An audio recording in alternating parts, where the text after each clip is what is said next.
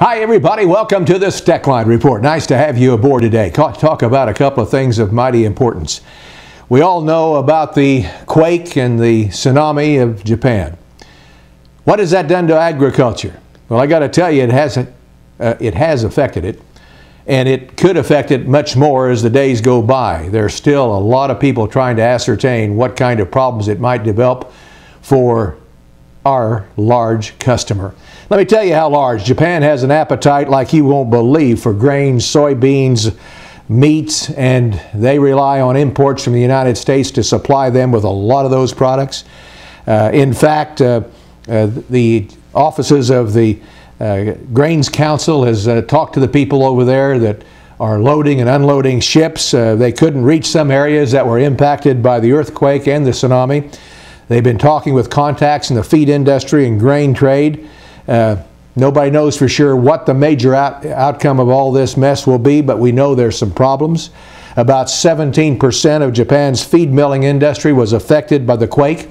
Many of Japan's mills are linked to grain ports where they receive ingredients to make feed for shipment to animal producers there. Grain buyers in Japan have asked suppliers to channel shipments to ports or feed mills that were not damaged by the quake.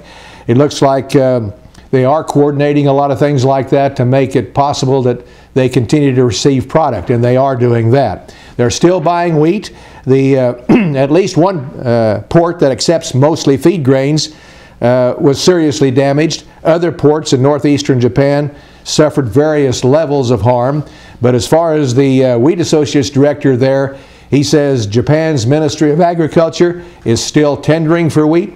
The biggest issue for flour millers is electrical power. Japan's using rolling blackout as they try to manage the power grid and get the electricity to the places where they need it the most. Japan, of course, a major importer of meat, a lot of it from the United States. In a March 11th report, the U.S. Meat Export Federation says Japan showed no letdown from their record-breaking performance of 2010. They were straight ahead for 2011, importing a lot of products, meat products from the United States. Last year they purchased more than $1.6 billion worth in U.S. Meat products.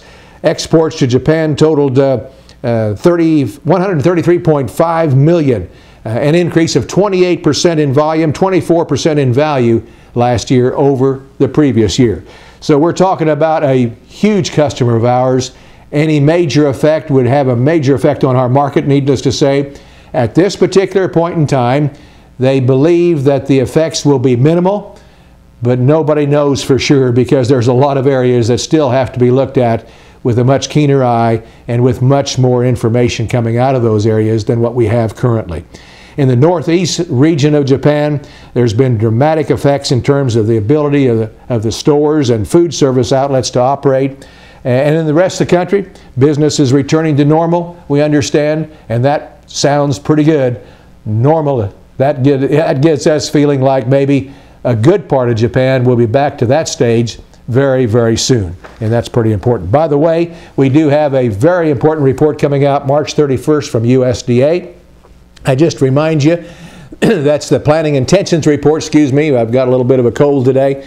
But I got to tell you, that report will set the stage for our markets for quite some time.